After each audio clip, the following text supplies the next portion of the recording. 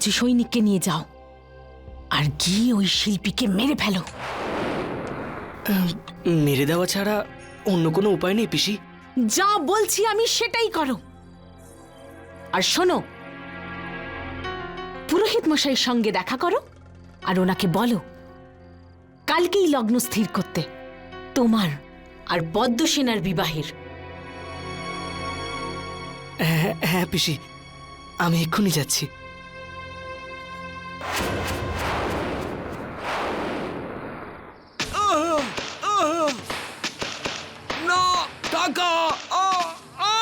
মারো ওকে, আরো মারো।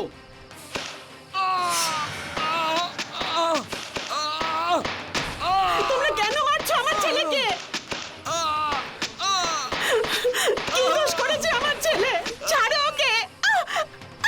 আরে এই কি হচ্ছে এসব? হ্যাঁ, কে তোমরা? আমার বিবাহকে কেন মারছো? বেঁধে দাও দুজনকে গাছের সঙ্গে।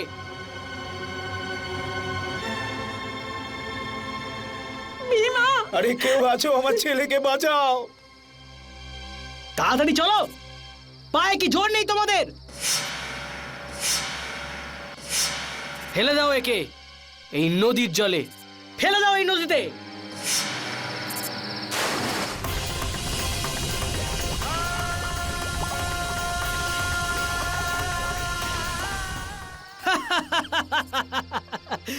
ডুবে গেছে, ডুবে গেছে। যখন এই খবরটা পিসির কাছে পৌঁছবে তখন তিনি খুব খুশি হবেন।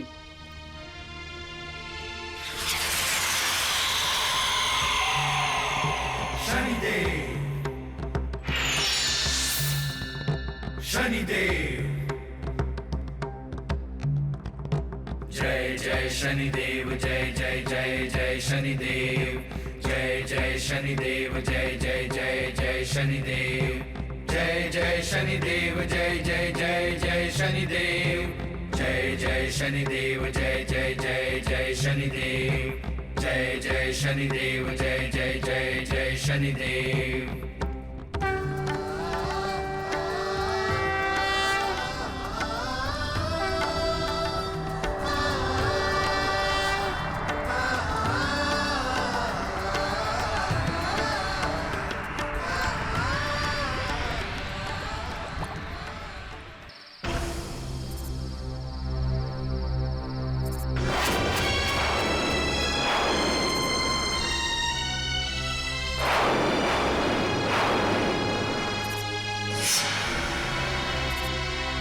শনি কখনো কোনো নিরপরাধকে দণ্ড দেয় না, আর না শনির সাড়ে সাথী কারো মৃত্যুর কারণ হয়ে দাঁড়ায়। বরং যদি কোনো জাতকের ওপর শনির মহাদশা বা অন্তর্দশা চলে, তখন আমি কখনো পথপ্রদর্শক, কখনো বন্ধু, কখনো শিক্ষক, কখনো রক্ষক হয়ে প্রতি মুহূর্তে জাতকের পাশেই থাকি। তাই যারা শনির শরণে আসে তাদের ভয়ভীতির কোনো কারণ নেই। দাঁড়িয়ে দাঁড়িয়ে দেখছো কি? এই দুজনকে মেরে ফেলো। চলো। ধরো। এসো এসো এসো, ধরো। আরে ধরো, আরে ধরো ওকে। ধরো।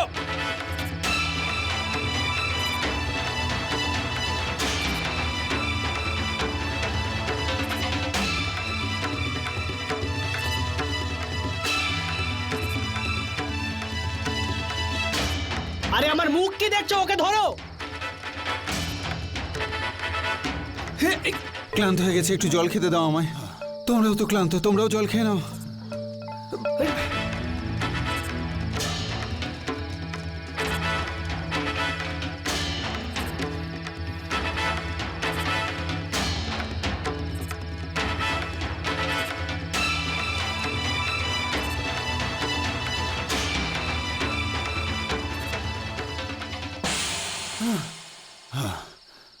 ওই দেখো, আরে ওঠো।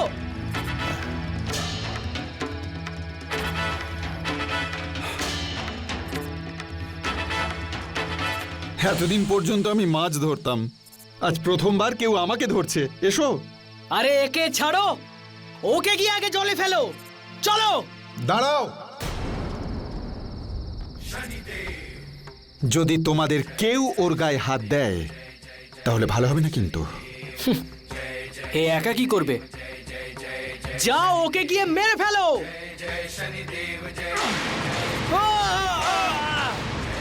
আরে আমাদের ছেড়ে দাও। আরে আমাকে কেউ বাঁচাও। ছাড়ো আমাদের। ছাড়ো। আজকের পর কেউ ওর দিকে চোখ তুলেও তাকাবে না। আরে আরে তুমি চোখ তুলে তাকানোর কথা বলছো, আমি তোর মুখটাই ভুলে যাব। আরে পালাও। আরে পালাও। আরে পালাও পালাও পালাও পালাও পালাও। চলো।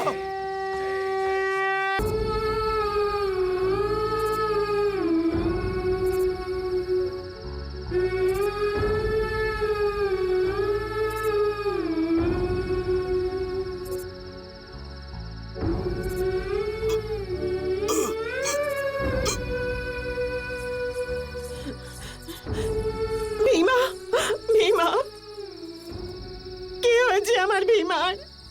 কিছু না, ও একটু জল খেয়ে ফেলেছে এই আর কি। আমি বার করে দিয়েছি, একটু পরেই ওর জ্ঞান ফিরবে। আপনার বড় কৃপা দাদা, আমার ছেলেটার জীবন বাঁচিয়ে দিয়েছেন। কিন্তু ব্যাপারটা কি, সৈন্যরা সব একে মারতে চাইছে কেন? এখন আমরা কি বলবো, আমরা তো কিছু জানিই না।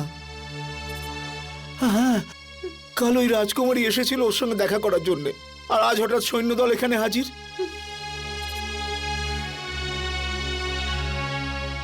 আমার মনে হয় রাজকুমারী তোমার ভীমাকে ভালোবেসে ফেলেছে।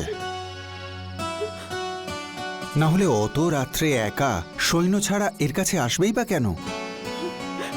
কৃষ্ণার বাবা, আমরা কালকেই ভীমাকে নিয়ে এই রাজ্য ছেড়ে চলে যাব। কিন্তু কেন? রাজকুমারীর ভীমার প্রতি প্রেম জেগেছে তো আনন্দের কথা। আপনি এই রাজমহলের লোকদের চেনেন না দাদা। আমি ছাড়া আর এদের কে ভালো করে চেনে? বিক্রম, আজ যা কিছু তোমার সাথে ঘটেছে তা তোমার কর্মের দণ্ড নয়। তোমার কর্মের যা দণ্ড তা তো আগেই পেয়ে গেছো। এসব কিছু তো তোমার জীবনের পথটাকে বদলে দেওয়ার জন্যে। তোমার 7.5 এবার শেষ হতে চলেছে। এবার তোমার পরবর্তী জীবন রাজযোগে কাটবে। পদ্মসেনা, তুমি খুব ভালো করেই জানো যে যার সাথেই তোমার বিবাহ হোক না কেন, তার না কেবল সেই মুহূর্ত থেকে রাজযোগ শুরু হয়ে যাবে, তার সাথে সেই রাজ্যের উত্তরাধিকারীও হয়ে যাবে। আর এসব জানা সত্ত্বেও তুমি ওই অকর্মণ্যকে বিবাহ করতে চাইছো? বাবা, আচ্ছা তুমি কি চাও না যে আমি ভালো থাকি আর আমার জীবন সুখে শান্তিতে ভরে যাক?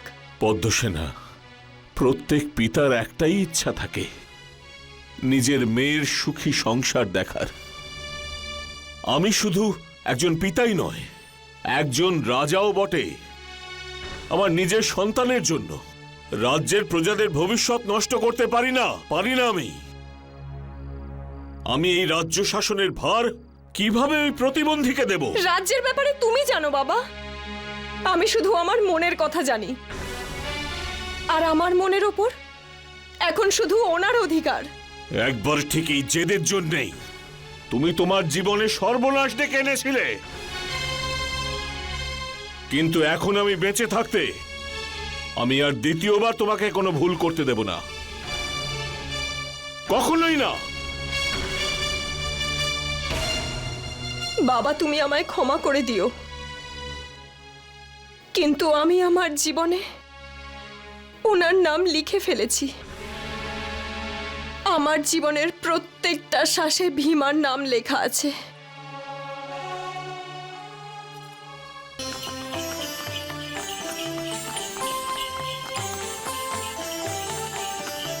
মহারানী মদন লেখার, মহারানী মদন লেখার, মহারানী মদন লেখার, মহারানী মদন লেখার, মহারানী মদন লেখার, মহারানী মদন লেখার।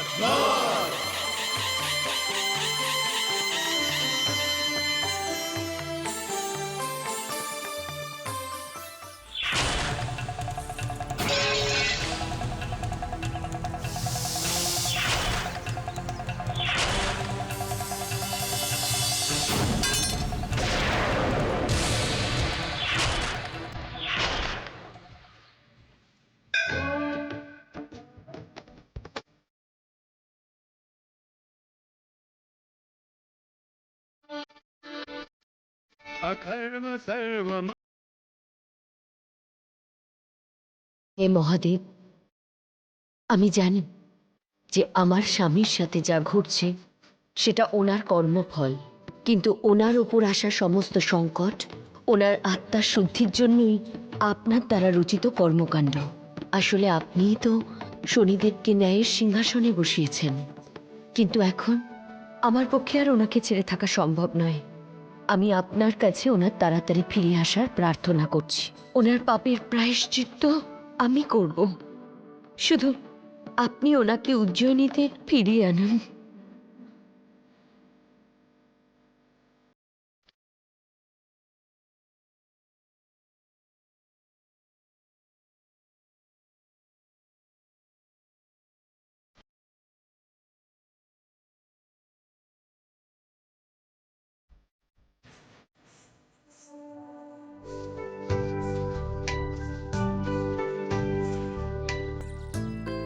এবার আপনারা দান গ্রহণ করার জন্য মহারানীর সামনে আসুন।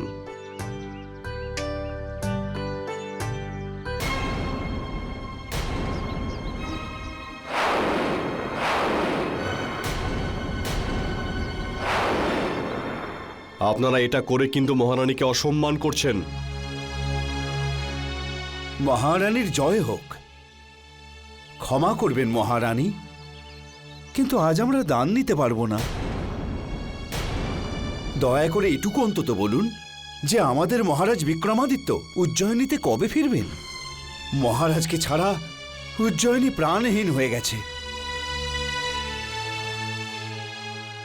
ধন্য সেই রাজা যার প্রজারা তাকে এতটা ভালোবাসে। আপনাদের সবার ভালোবাসা রক্ষা কবচ হিসেবে সবসময় ওনাকে রক্ষা করবে। আর আপনাদের সবাইকে জানিয়ে রাখি যে মহারাজের 7.5 15 দিনের মধ্যে শেষ হয়ে যাবে। মহারাজের উজ্জয়িনী ফিরে আসার আর বেশি সময় বাকি নেই। মহারানী, মহারানী, মহারানী, মহারানী মদন লেখার।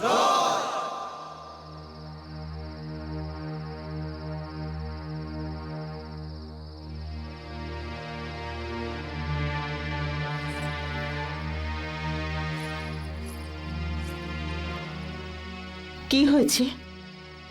আপনি এইভাবে চুপচাপ বসে আছেন কেন? আমার তো মনে হয় আমাদের এই ভীমা কোনো সাধারণ লোক নয়। আপনি বসে বসে এসব কি চিন্তা করছেন? আর এসব কি বলছেন আপনি? মনে আছে তোমার সেই দিন যখন আমি ভীমাকে এখানে নিয়ে এসেছিলাম? কি অবস্থা ছিল সেদিন! মনে হচ্ছিল এ বাঁচবে না।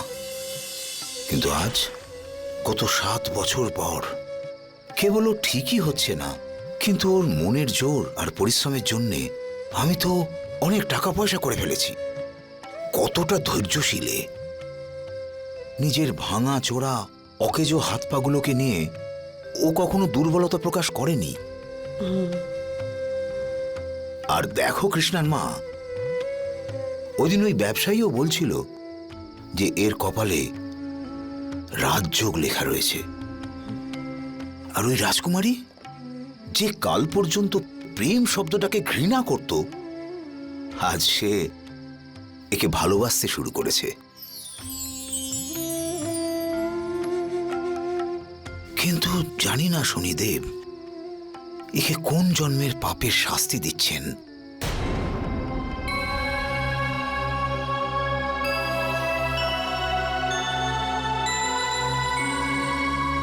আরে কি হলো?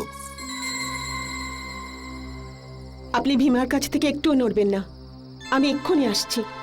আরে কিন্তু তুমি যাচ্ছ কোথায় কৃষ্ণার মা?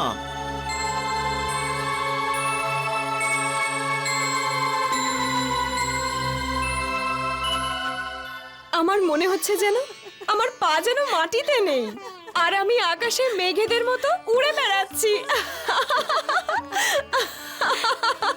রাজকুমারীর জয় হোক। রাজকুমারী, একটা বুড়ি আপনার সাথে দেখা করতে চান। আমি অনেক বললাম, তাও উনি শুনছেনই না।